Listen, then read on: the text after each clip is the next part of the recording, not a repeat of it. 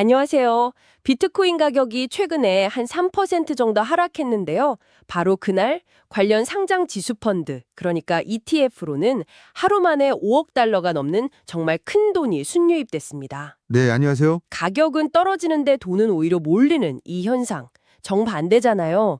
얼핏 보면 좀 혼란스러운데 이게 시장이 우리한테 뭘 말해주려는 걸까요? 네, 정말 흥미로운 지점입니다. 마치 물 밑에서는 거대한 흐름이 바뀌고 있는데 수면 위 파도는 아직 좀 잠잠해 보이는 그런 느낌이죠. 네네. 어쩌면 이게 시장의 주도권이 다시 한번 조용하지만 아주 분명하게 기관 투자자들의 영역으로 넘어가고 있다는 그런 중요한 시그널일 수 있습니다. 아, 기관 투자자들의 영역으로? 네. 그래서 오늘은 바로 이 ETF 자금 흐름의 세부 내용, 그리고 그 이면에 숨겨진 의미, 또 앞으로 시장이 어떻게 흘러갈지에 대한 단서들을 좀 집중적으로 파헤쳐 보겠습니다. 좋습니다. 그럼 구체적인 숫자부터 한번 볼까요? 지난 11월 11일 화요일이었죠. 단 하루 만에 미국 비트코인 현물 ETF 전체로 5억 2,400만 달러. 와, 우리 돈으로 거의 7,300억 원이나 되는 돈이 순유입됐다고요? 네, 맞습니다. 이게 한 달 만에 가장 큰 일일 순유입 규모라고 하죠. 한 달 만에 최대. 네, 하루 만에 5억 달러 이상 유입된 건 정말 주목할 만한 움직임입니다. 특히 이제 어떤 ETF로 자금이 몰렸는지 이걸 보면 더 재밌는데요. 어디로 많이 들어왔나요? 역시 시장의 거물들이 움직였습니다. 그 세계 최대 자산 운용사죠. 블랙록의 IBT. 여기가 2억 2,420만 달러로 가장 많은 자금을 끌어모으면서 선두를 달렸고요. 아, 블랙록 IBT. 거긴 뭐 출시 이후부터 계속 상위권이었죠. 그렇죠. 꾸준합니다. 그리고 피델리티의 FBTC 역시 1억 6,590만 달러. 이것도 상당한 금액이죠. 이 정도가 유입되면서 뒤를 이었습니다. 피델리티도 많이 들어왔네요. 네.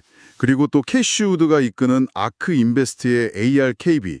여기도 1억 2,050만 달러 유입을 기록했어요. 그러니까 이 상위 3개 ETF가 전체 유입액의 거의 대부분을 차지한 셈입니다. 와, 그럼 이 셋만 합쳐도 거의 5억 달러 가까이 되는 건가요? 네, 4억 9천만 달러가 넘으니까요.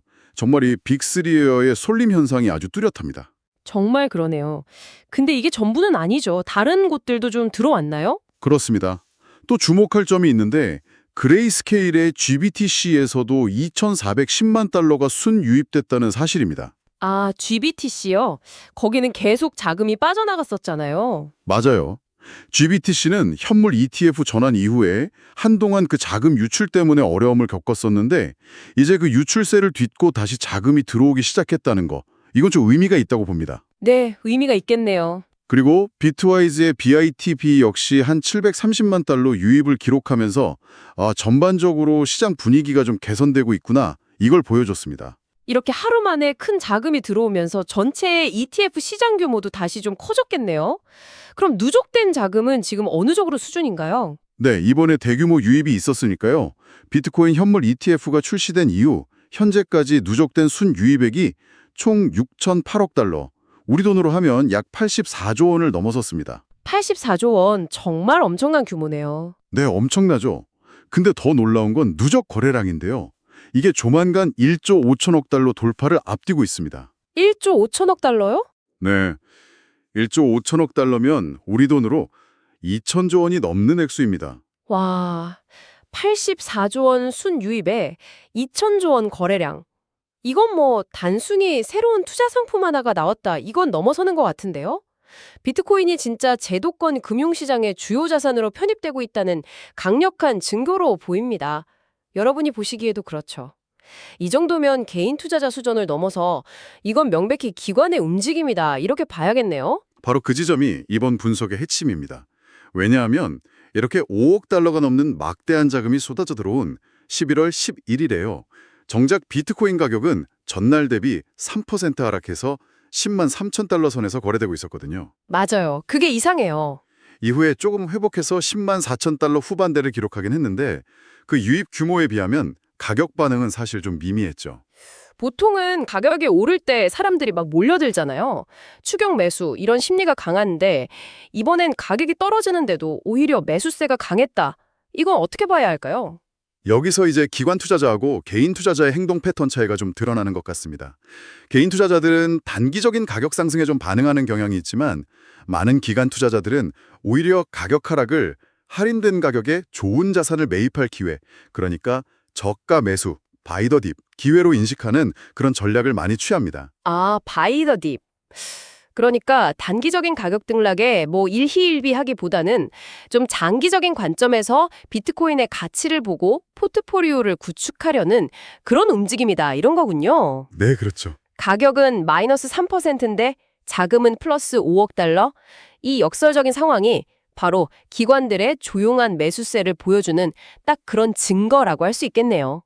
기관들은 보통 자체적인 리서치나 장기적인 시장 전망에 기반해서요.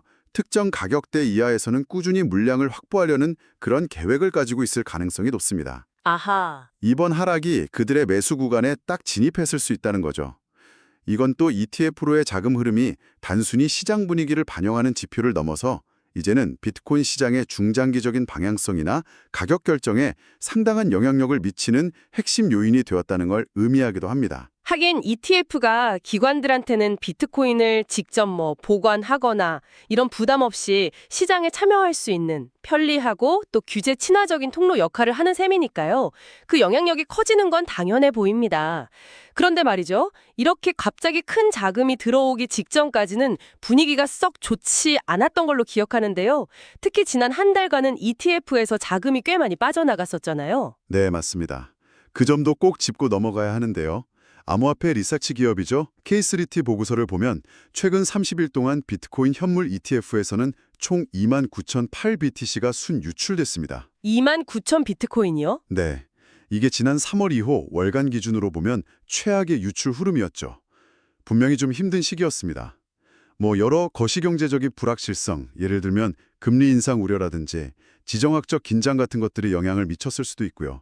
또 일부 기관들은 단기적인 위험 관리 차원에서 비트코인 노출을 좀 줄였을 가능성도 있습니다. 3월 이후 최악의 유출이었다면 투자 심리가 상당히 위축됐을 텐데 바로 그 시점에서 이런 대규로 반전이 일어난 거군요. K3T 리서치에서는 이 현상을 어떻게 분석하고 있나요? 흥미롭게도 K3 리서치는 이번 대규모 순유입이 단순한 반등을 넘어서 오히려 바닥 신호일 가능성이 높다고 분석합니다. 바닥 신호요. 네, 그들은 ETF 자금 흐름이 마치 파도처럼 밀려왔다 밀려가는 ebb&플로우 그런 경향이 있다고 설명합니다. 아, 파도처럼 되돌아온다. 그 비유가 재밌네요. 좀 더 구체적으로 설명해 주실 수 있나요? 그러니까 바닷물이 한번 쫙 빠져나가는 썰물, 즉 유출이 있으면 결국 다시 강력한 밀물, 즉 유입이 밀려오게 마련이라는 거죠. 네네. 지난 한 달간의 자금 유출은 기관들이 단기적인 리스크를 관리하고 포지션을 조절하는 과정, 말하자면 썰물이었고 이제 그 과정이 어느 정도 마무리되면서 다시 비트코인에 대한 장기적인 확신을 가지고 시장에 재진입하는 밀물이 시작된 것일 수 있다, 이런 해석입니다. 아, 숨고르기를 마치고 다시 매수 버튼을 누르기 시작했다는 신호일 수 있다. 네, 그렇죠. 그렇게 볼 수 있다는 겁니다. 일리 있는 분석이네요. 하지만 하루의 대규모 유입만으로 추세적인 반전, 그러니까 바닥을 확인했다고 단정하기는 좀 이르지 않을까요? 다른 시각은 없습니까? 물론 신중론도 있습니다. 예를 들어서 BRN 리서치 같은 곳에서는 이번 유입이 지속적인 유입이라기보다는 에피소드형 수요, 그러니까 특정 가격대나 어떤 뉴스 이벤트에 반응하는 단발성 수요에 가까울 수 있다, 이런 분석을 내놓기도 했습니다. 아, 에피소드형 수요, 단발성일 수도 있다. 네, 지속적인 자금 유입이 확인되기 전까지는 아직 추세 전환을 확신하기는 좀 어렵다, 이런 입장이죠. 그렇군요.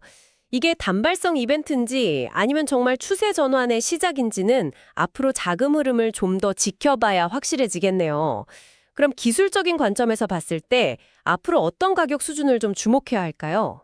기술적 분석가들은 현재 비트코인 가격의 다음 주요 저항 구간으로 10만 8천 달러에서 11만 달러 사이를 주목하고 있습니다. 10만 8천에서 11만 달러. 네, 이 가격대를 좀 안정적으로 돌파하고 지지선으로 만드는지 이게 단기적인 방향성을 결정하는 데 아주 중요할 것으로 보입니다.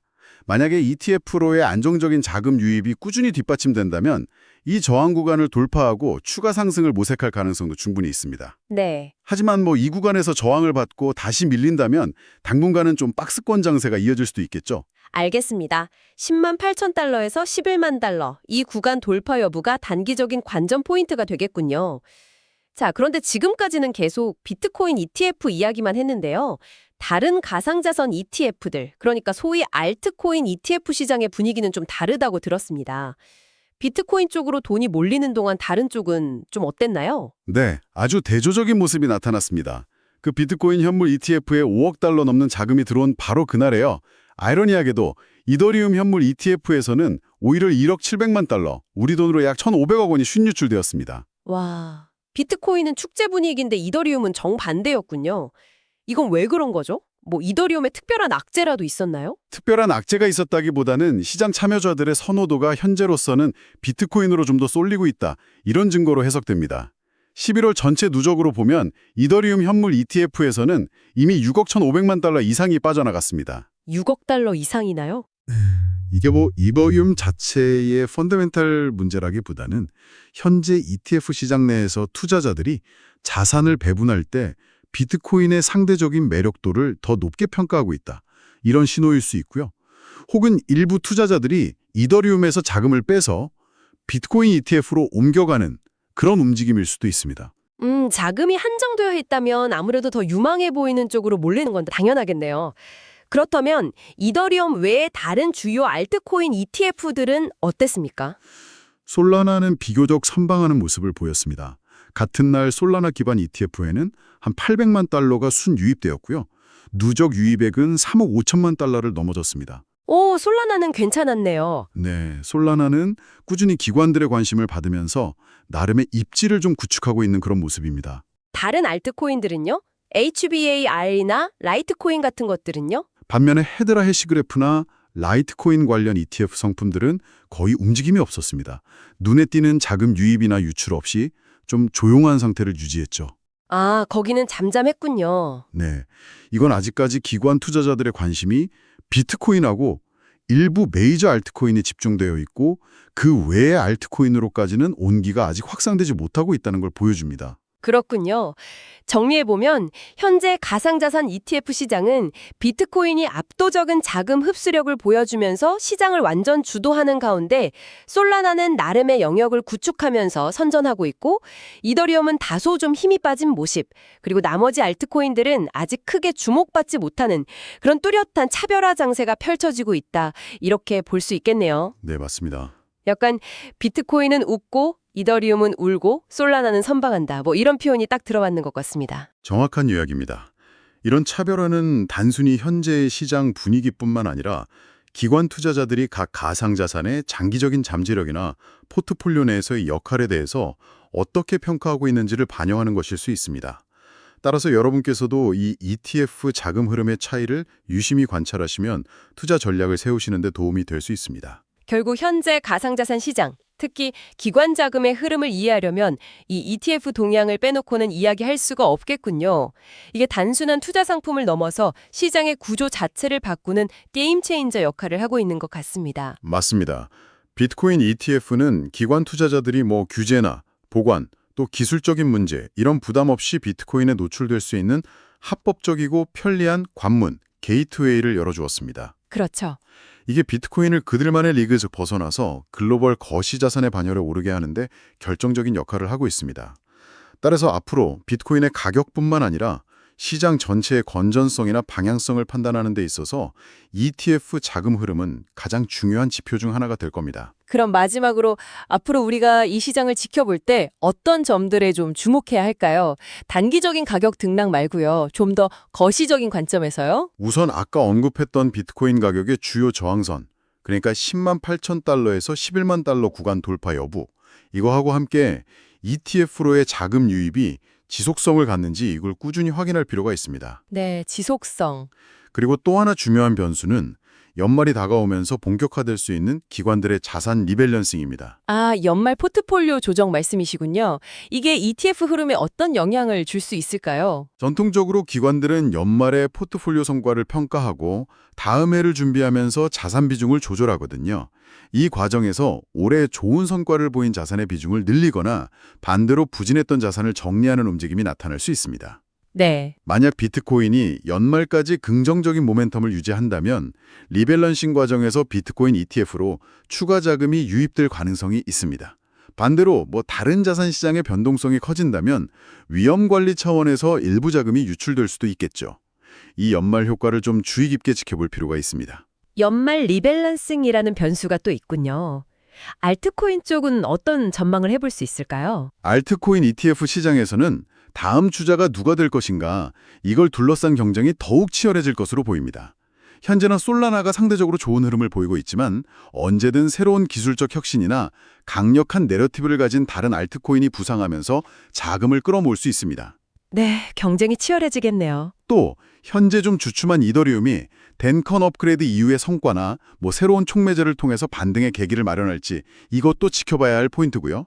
각 프로젝트의 개발 상황이나 생태계 확장 소식이 ETF 자금 흐름과 어떻게 연결되는지를 추적하는 것이 중요해 보입니다. 네, 정말 한치 앞을 내다보기 어려운 역동적인 시장 상황에 대속되고 있네요.